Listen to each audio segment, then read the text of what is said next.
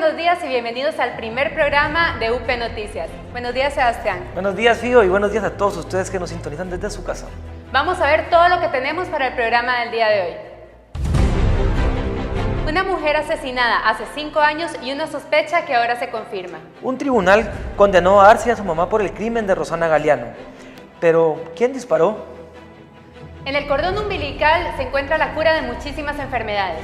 Cada día son más las personas que contratan bancos de células madres para asegurar la salud de sus hijos. Durante 8 días, Mar del Plata respira cine. Más de 20 países presentan películas para competir en el festival y Felipe viajó a Mar del Plata para estar en la alfombra roja. Un crimen que nos conmovió a todos finalmente llegó a su desenlace. Angelina, una condena perpetua, pero que no deje conforme a la familia de la víctima. ¿Por qué?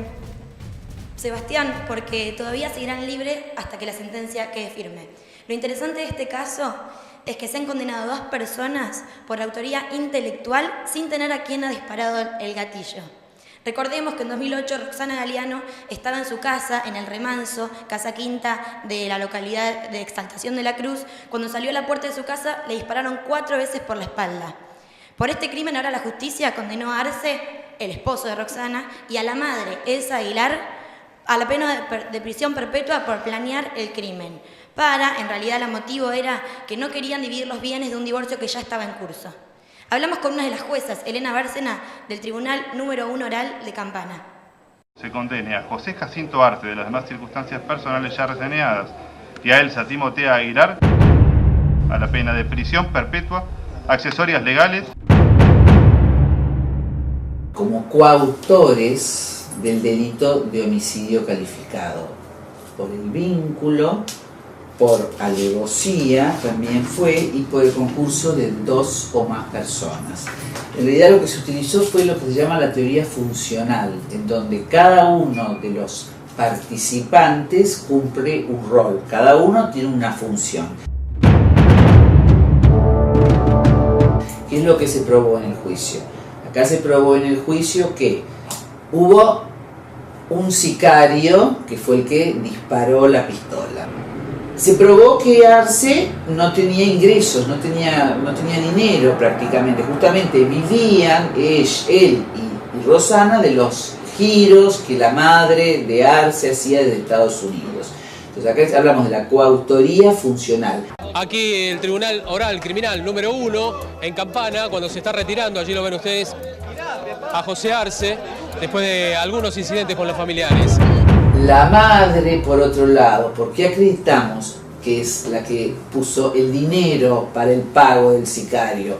A partir de los propios dichos de ellas en la audiencia, donde hizo un detalle de todos los bienes que poseía, de cómo manejaba su economía. También se acreditaron las relaciones conflictivas que había entre Arce y su mujer, que le pegaba, por eso había un régimen de visita. En la jurisdicción de Exaltación de la Cruz había resuelto en un interlocutorio la exclusión de Arce del hogar, o sea, no se podía acercar a donde Rosana vivía con sus hijos, que era en la casa de su hermana en Ituzaingó. También la madre mucho a Rosana tampoco la quería. Eso también quedó probado en el debate de los propios dichos de la madre. O sea, fue la madre la que de alguna manera estuvo explayándose en esta relación. O sea, esta teoría funcional, ¿qué es lo que nos dice? Todos son importantes para que se logre el objetivo. Cada uno de ellos cumple un papel. Si alguno de estas piezas falla, se nos cae todo el andamiaje. Nosotros es como un motor, le falta un tornillo, deja de funcionar. Entonces acá sabemos sí que son 3. Arce, la madre, Arce hace que Rosana salga, la madre quien paga o coloca el dinero, llamémosle, y el sicario que es quien dispara la pistola. En cuanto al tercer responsable del que habla la jueza, en un primer momento se creyó que eran los hermanos Leguizamón, que después los absolvieron por falta de pruebas. Eso sí, Ahora hay un nuevo dato en la causa, que estos hermanos Leguizamón tenían un taller donde Arce llegó a arreglar su auto. Y ahí puede haber un gran plan de robo sistemático de autos. Así que quién sabe si esta causa no nos sigue dando alguna sorpresa más adelante. Si hubiese una manera de proteger a sus hijos de las enfermedades que más afectan a las personas en todo el mundo, ¿quisiera usted conocerla?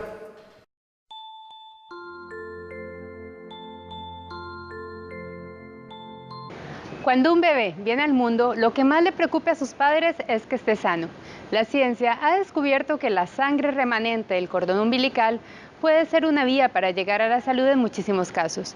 A pesar de esto, el 99% de los cordones umbilicales son desechados en la Argentina. El 1% restante corresponde a personas que acuden a los bancos de células madre para conservar estas células y utilizarlas en el futuro en caso de una enfermedad, donarlas a otros pacientes o bien donarlas a la investigación.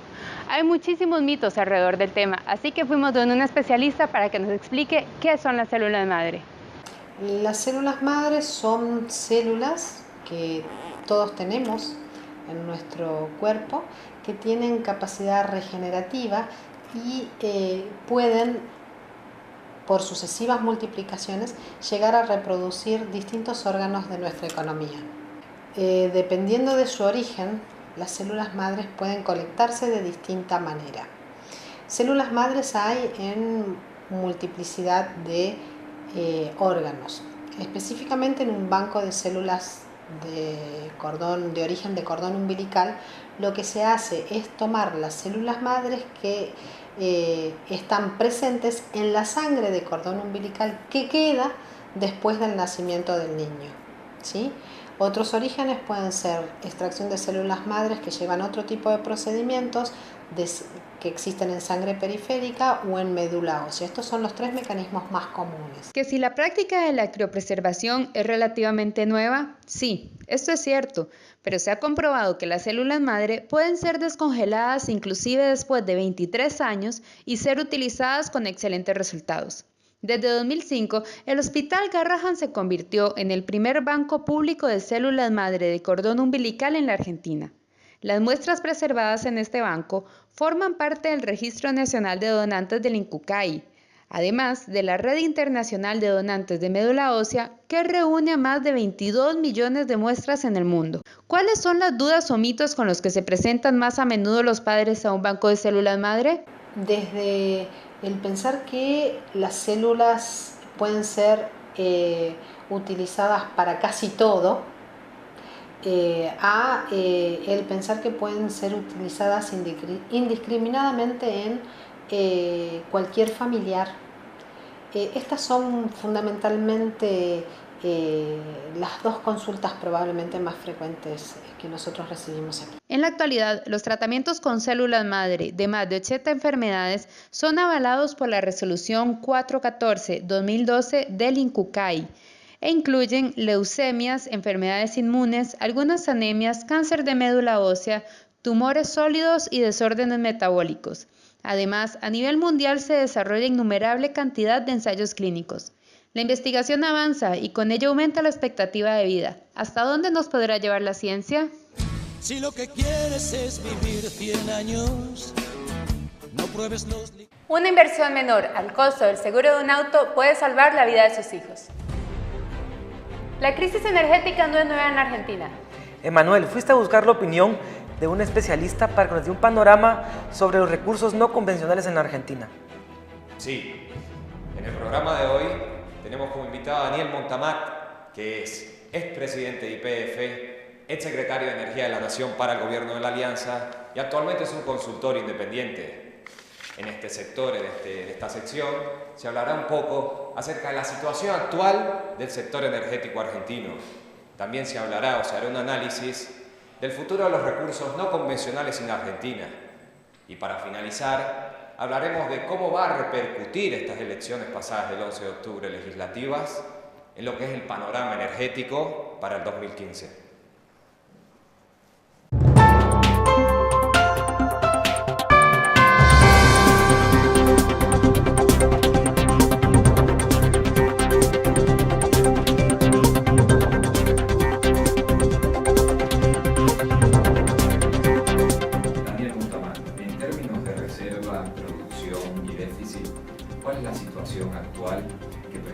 sector energético argentino?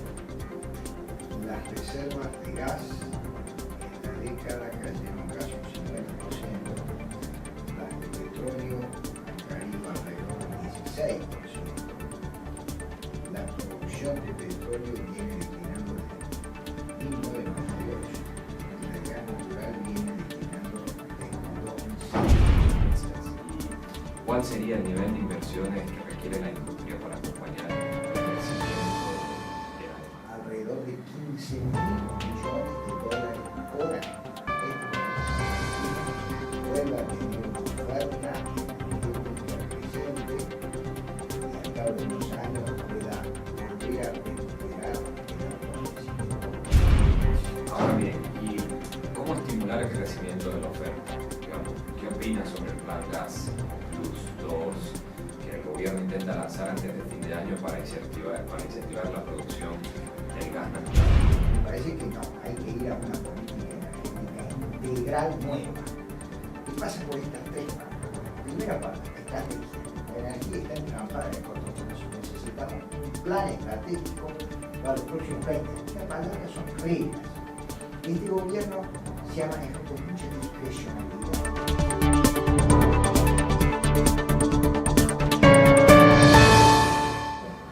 La tercera palabra son precios. La Argentina, obviamente, ha iniciado todo esto en esta política de precios cortoplacistas que fue pan para hoy, hambre para mañana. Bueno, se nos pasó todo, nos vino el mañana. Y por último, para terminar, notas tras el resultado de estas elecciones legislativas, ¿cómo influirá en el escenario energético de acá al 2015, ¿no? ¿Cómo repercutirá en el clima energético?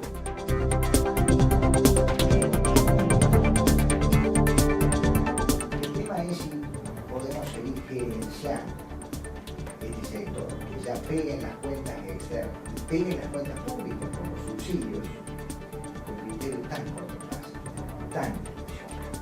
Cuando estamos importando 13.000 millones de dólares este año, cuando los subsidios de energía bien calculados, que son sumas de innovaciones positivas, inversores, otras, para llegar a los 100.000 millones de pesos, que son cerca de 15.000 millones de dólares, 3% del producto.